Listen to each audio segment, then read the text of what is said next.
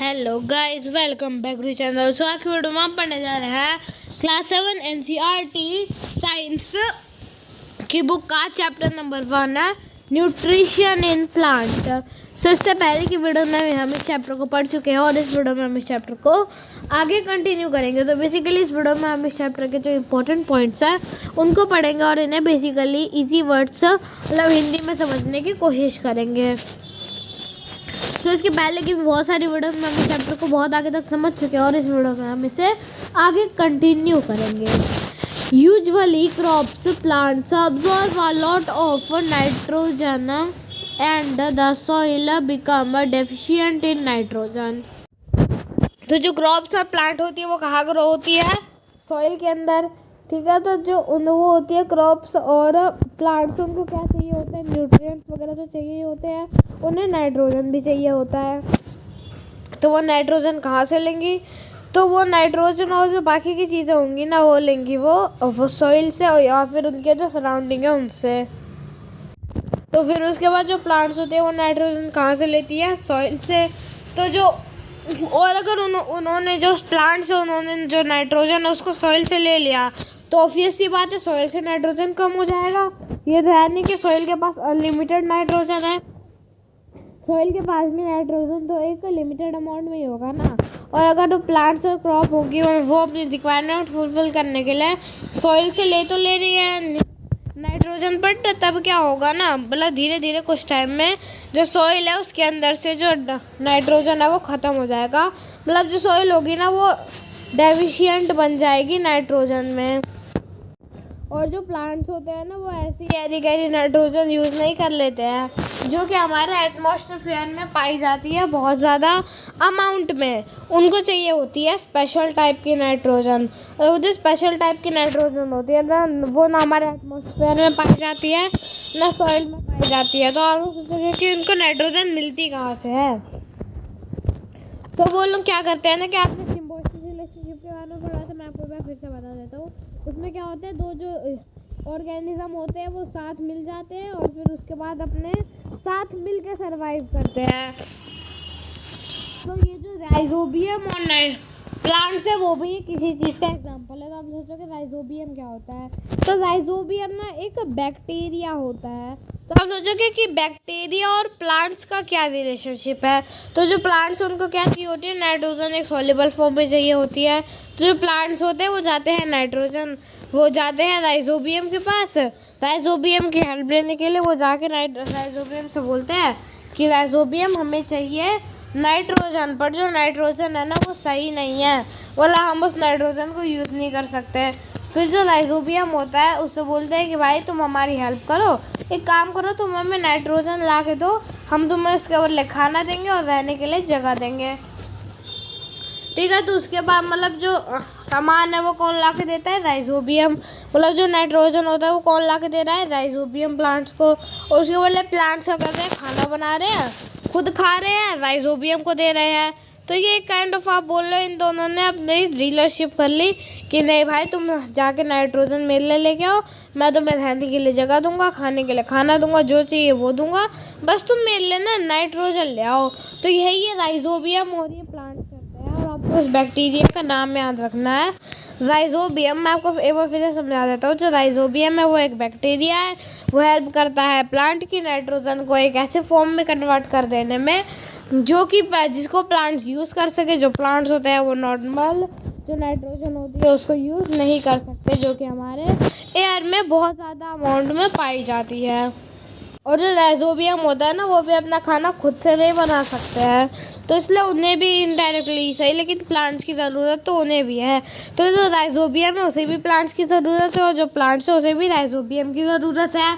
तो इसीलिए इफ़ ये दोनों मिलेंगे तभी ये दोनों ही सर्वाइव कर पाएंगे।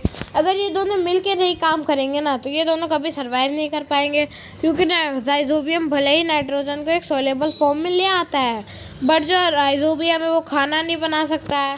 और जो प्लांट्स और क्रॉप्स है वो भले ही खाना बना सकती है पर वो नाइट्रोजन को यूज़ नहीं कर सकते और नाइट्रोजन के बिना खाना नहीं बना सकती। तो इसीलिए जो दोनों ही अपनी जगह पे इम्पोर्टेंट रहता है। जो बाकी के प्लांट्स होते हैं ना उनकी रूट्स में रहते हैं, मतलब जड़ों में रहता है। जैसे कि ग्राम, पीस, मूंग, बीन्स और जितने भी ल्यूमिनस होते हैं उनके जड़ों में रहता है और उन्हें क्या प्रोवाइड करता है, नाइट्रोजन। और उसके रिटर्न में जो प्लांट क्रॉप्स होते हैं वो क्या करते हैं उसको शेल्टर प्रोवाइड करते हैं और खाना प्रोवाइड करते हैं। तो इस तरीके से एक प्लांट और एक बैक्टीरिया, इन दोनों का रिलेशनशिप और दोस्ती चलती है। तो जो सबसे ज़्यादा पल्सेस मतलब जो दाल्स होती है ना, पता है वो कौन से प्लांट्स से मिलती है? तो वो मिलती है ल्यूमिनस प्लांट्स से। सो इन दिस चैप्टर हमने ये पढ़ा कि जो मोस्ट ऑफ द प्लांट्स होते हैं वो ऑटोट्रॉप्स होते हैं, कुछ ही पैरासाइट्स और सेट्रोट्रॉप्स होते हैं, मतलब पैरासाइट वगैरह होते हैं जो दूसरों से खाना लेते हैं, सेट्रोट्रॉप्स जो मरे हुए जानवरों से या ऑर्गेनिज्म से खाना लेते हैं, और एनिमल्स जो होते हैं वो हेटेरोट्रॉप्स होते हैं, और ह्यूमंस भी जो होते हैं वो हेटेरोट्रॉप्स होते हैं क्योंकि वो डिपेंड होते हैं प्लांट्स पे, वो अपना खाना खुद से नहीं बना सकते हैं। तो हम जो ह्यूमंस हैं और जो एनिमल है हम अपना खाना खुद तो बना नहीं सकते, हम डिपेंड होते हैं जो चीज़ें होती है प्लांट से वो बनाते हैं। तो आप लोग बोलोगे कि जो एनिमल्स होते हैं वो तो दूसरे एनिमल्स को भी खा लेते हैं, तो वो कैसे डिपेंड हो गए प्लांट्स पे? तो वो जिस एनिमल को खाते हैं वो कैसे सर्वाइव कर रहा है? प्लांट्स से जो प्रोडक्ट मिल रहा है वही खा के सर्वाइव कर रहा है ना। तो इसलिए इनडायरेक्टली इसे अगर प्लांट्स नहीं होंगे और अगर वो प्लांट का खाना नहीं होगा तो वो जो एनिमल है वो कैसे सर्वाइव कर पाएगा? अगर वो एनिमल सर्वाइव ही नहीं कर पाएगा तो दूसरा एनिमल उसको खा कैसे पाएगा? तो इनडायरेक्टली सही वो जो एनिमल है जो दूसरे एनिमल को खाते हैं ना, वो भी किस पे डिपेंड होते हैं? प्लांट्स पे।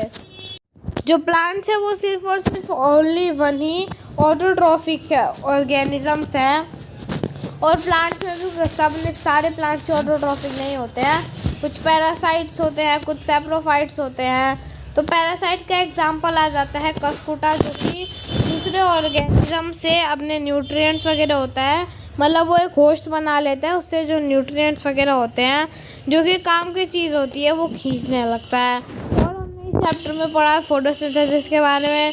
तो फोटोसिंथेसिस है वो एक प्रोसेस है जिसके द्वारा जो प्लांट्स होते हैं ना वो अपना खाना खुद से बना लेते हैं कुछ चीज़ों का यूज़ करके। और ये जो प्रोसेस है ना ये अर्थ के ऊपर सिर्फ और सिर्फ जो प्लांट्स है वही फॉलो करते हैं। सो इस प्रोसेस के अंदर वो कुछ चीज़ें लेते हैं और उन सारी चीज़ों की हेल्प से वो बना देते हैं अपना फूड। और ये जो प्रोसेस है वो ह्यूमंस नहीं कर सकते हैं, और इस प्रोसेस को करने में प्लांट्स की हेल्प करता है क्लोरोफिल, वाटर और भी बहुत सारी चीज़ें होती है जो कि इस प्रोसेस को करने में प्लांट्स की हेल्प करती है। अब हमने पढ़ा था ऑटोट्रॉप्स और हेटेरोट्रॉप्स के बारे में।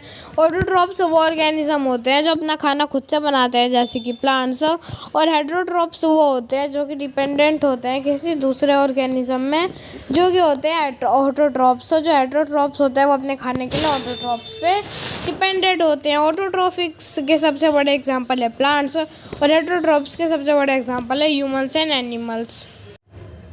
फिर हमने पढ़ा था इंसेक्टिवोरस प्लांट्स के बारे में। तो जो इंसेक्टिवोरस प्लांट्स होते हैं ना उन्हें जो न्यूट्रिएंट चाहिए होते हैं जो जिससे वो ज़िंदा रह सके वो उन्हें मिल नहीं पाते हैं। तो इसीलिए जब उन्हें न्यूट्रिएंट्स मिल नहीं पाते हैं तो वो क्या करते हैं, जो दूसरे छोटे छोटे इंसेक्ट्स होते हैं ना उनको खाना शुरू कर देते हैं और उनसे न्यूट्रिएंट्स लेना शुरू कर देते हैं उनको खा खा के, क्योंकि उन्हें जो सर्वाइव करने के लिए न्यूट्रिएंट्स चाहिए होते हैं ना वो मिल नहीं पाते हैं। इसीलिए मतलब उन्हें ज़्यादा न्यूट्रिएंट्स चाहिए होते हैं नॉर्मल के अकॉर्डिंग, और उन्हें वो मिल नहीं पाते हैं तो उन्हें चाहिए होगी ही वो न्यूट्रिएंट्स अपनी रिक्वायरमेंट को पूरा करने के लिए। अगर वो अपनी रिक्वायरमेंट पूरी नहीं कर पाएंगे तो वो सर्वाइव नहीं कर पाएंगे। इसीलिए वो क्या करते हैं, छोटे मोटे इंसेक्ट्स होते हैं उनको खा लेते हैं। सो ये चैप्टर यहाँ पे ख़त्म हो चुका है, और आज की वीडियो बस इतने। अगले वीडियो में हम किसी और चैप्टर को पढ़ेंगे। सो अगर आपको वीडियो पसंद है तो इस वीडियो को लाइक कर दीजिए, चैनल पर नए तो चैनल को सब्सक्राइब कर दीजिए, क्योंकि आपको हमारे चैनल पे इस तरीके के कंटेंट देखने को मिलते रहेंगे। और इस वीडियो को अपने दोस्तों के साथ शेयर भी कर दीजिए। Thank you for watching.